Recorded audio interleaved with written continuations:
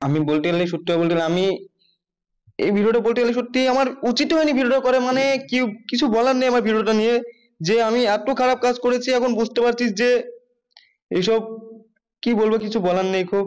আর তোমাদের মধ্যে সম্পর্কটা কি? সম্পর্কটা বলতে গেলে আমরা গার্লফ্রেন্ড বয়ফ্রেন্ড। আমাদের খুব কাছেরই বন্ধু রুবেলের নামে একটা ছেলে সেই ভিডিওটা চুরি করে নিয়েছে। আমরা দুজন অন্য জায়গায় কাজ করতে যখন চলে এসেছি তখন ওই ভিডিওটা পোস্ট করে দিয়েছে। তো আমরা ভাবতেও পারিনি ভিডিওটা সে পোস্ট করবে। আর পোস্ট করার কারণে আমার পাড়া বা আমার এলাকা, আমি যেখানে পড়াশোনা করি সে কোথাও আমি মুখ দেখাতে পারছি না। আমাদের পাড়া থেকে আমাকে বলেছে যে এই মেয়ে যেন ঘরে না ঢোকে। তো আমার মুখ দেখানোর মতো কোনো জায়গা নেই। আমি যদি গর্ভবতী হলে তার জন্য পুরোটাই দায়ী হবে রুবেল।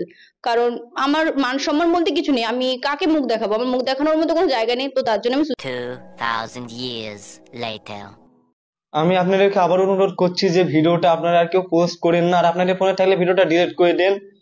আর আমাকে কেউ ইনস্টাতে এবং ফেসবুকে বাজে বাজে কমেন্ট করবেন না, আর কোলাবরেশন তো করবেনই না। আমার নিজেরই খারাপ লাগছে ভিডিওটা, কারণ আমি তো ভুল করেছি। আর আপনারাও আমার এই ভিডিওটা বেশি বেশি করে শেয়ার করে ভুল করছেন।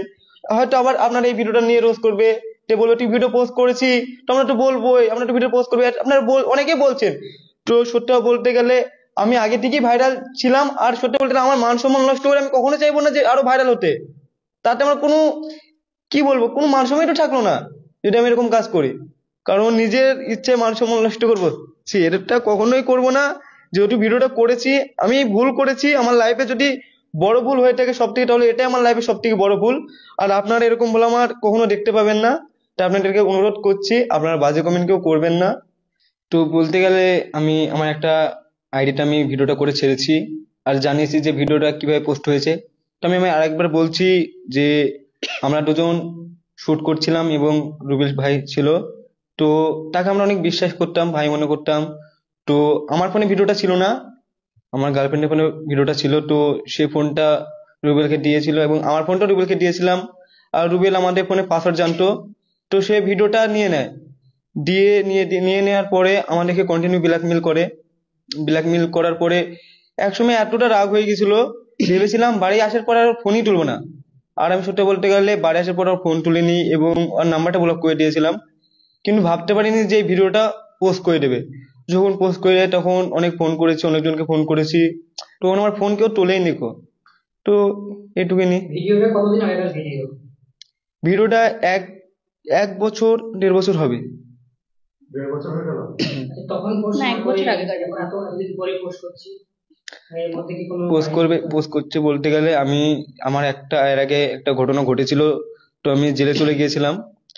তো তখন ভিডিওটা তার কাছে ছিল। আমি জেলে আসার পরে তার সাথেই ছিলাম এবং তার সাথে ভিডিও করছিলাম, সবকিছু করছিলাম। তারপরে অনেকটা রাগ হয়ে গেছিল, তারপরে ফোন টোন তুলিনি, সেজন্য ভিডিওটা পোস্ট করে দিয়েছি। আমি হয়তো এখন বলছে যে এই সমাজে আমি একটাই খারাপ ছেলে আছে আমার মতন, এবং এই ভিডিওটা আমি একাই করেছি, আর কেউ করেনি। সত্যিটা বলতে গেলে আমার দুটো বন্ধু আছে, সে বন্ধু দুটো বললো যে তোমার মতন ভাই অনেক কাজ করেছে কিন্তু তারা ভাইরাল নেই, সেজন্য তোমার ভিডিওটা কেউ পোস্ট করছে না এবং তাদেরকে নিয়ে ট্রোল করছে না। আর বাচ্চারা খারাপ হয়ে যায় বলতে গেলে, ভিডিওটা যদি আপনারা বেশি বেশি যদি শেয়ার না করতেন তাহলে ভিডিওটা বাচ্চারা কখনোই দেখতে পেতো না। আপনারা ভিডিওটা পোস্ট করছেন এবং আপনারা ভিডিওটা শেয়ার করছেন, আর আপনারা সেই ভিডিওটা নিয়ে ভিডিও করছেন বলে বাচ্চারা দেখতে পাবে, তাছাড়া কিছুই না। মুখ দেখানোর মতো কোনো জায়গা নেই। আমি যদি গর্ভবতী হলে সুসাইড অ্যাটেন্ড করি তো তার জন্য পুরোটাই দায়ী হবে রুবেল। আমার পাড়া বা আমার এলাকা, আমি যেখানে পড়াশোনা করি সে কোথাও আমি মুখ দেখাতে পারছি না। আমাদের পাড়া থেকে আমাকে বলেছে যে এই মেয়ে যেন ঘরে না ঢোকে। বক্তব্য বলতে এই ভিডিওটা একান্ত আমার পার্সোনাল ভিডিও ছিল। আমার ফোন থেকে আমাদের খুব কাছেরই বন্ধু রুবেলের নামে একটা ছেলে সেই ভিডিওটা চুরি করে নিয়েছে। নিয়ে দীর্ঘদিন আমাদের ব্ল্যাকমেল করেছে, ব্ল্যাকমেলের আমরা যখন শিকার হইনি। তো এখন আমরা দুজন অন্য জায়গায় কাজ করতে যখন চলে এসেছি তখন ওই ভিডিওটা পোস্ট করে দিয়েছে। তো আমরা ভাবতেও পারিনি ভিডিওটা সে পোস্ট করবে। শফিকের সঙ্গে তোমার সম্পর্ক কি? আমরা রিলেশনশিপে আছি কতদিন থেকে আছো? সামথিং 1.5 বছর। ভিডিওটা কতদিন আগেকার? 1.5 বছর আগেকার।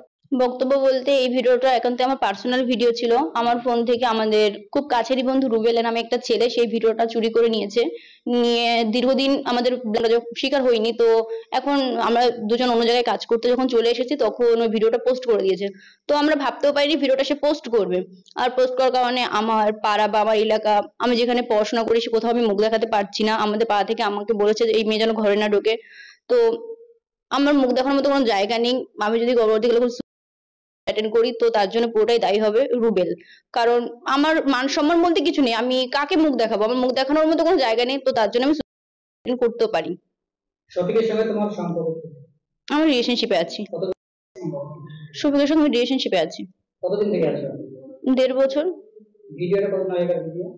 1.5 বছর, মেবি 12-13 মাস। ওর মাসের হ্যাঁ, ওর মধ্যেই। এটা সোশ্যাল মিডিয়ায় তো এতটাই ভাইরাল হয়ে গেছে, এরপরে স্টেপ কি? যে রুবেল তো শুনলাম, তো আমি সাইবার ক্রাইমে গিয়েছি, মানে রুবেলের নামে মামলা করা আছে সাইবার ক্রাইমে, তো সাইবার ক্রাইম থেকে আমাকে জিডি নাম্বার দিয়েছে, আমি থানায় মানে গিয়েছি। এই ব্যাপারটা আমি থানার ব্যাপারটা একটু পরে রিভিল করবো, কারণ হচ্ছে আমি ফার্স্ট তাদের সাজা যাই, সাজার পর আমি জিনিসটা রিভিল করবো। তো বন্ধুরা, আমি একটা ভিডিও শেয়ার করলাম যেটা শফিক আর ওই সোনালি মানে শফিকের গার্লফ্রেন্ডের ভিডিও ছিল। তারা কিন্তু তাদের ভিডিওর এক্সপ্লেনেশন দিচ্ছে, তারা কিন্তু মানে বলতে চাইছে অ্যাকচুয়ালি ব্যাপারটা কী হয়েছে। সো ব্যাপারটা যাই হোক না, ভিডিওটা ভাইরাল হয়ে গেছে। ভিডিওটা এতটা পরিমাণে ভাইরাল হয়ে গেছে যে শফিককে যারা ভালোবাসতো তারা কিন্তু শফিককে ভীষণই বাজে কমেন্ট করছে।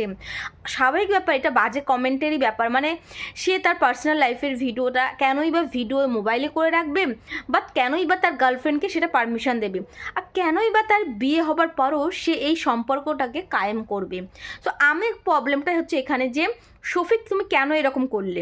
শফিকের ভিডিও আমরা সকলে ভালোবাসি, সকলে দেখতে চাই। প্লাস শফিকের প্রথম একটা ঘটনাটা যেটা ঘটেছিল, যেটা হলো কিসিং ভিডিও, সেই ভিডিওর পর শফিক কিন্তু বাধ্য হয়েছিল মেয়েটিকে বিয়ে করতে। ঠিক আছে, আমরা মেনে নিলাম, কিন্তু এখন তাহলে শফিক কী করবে?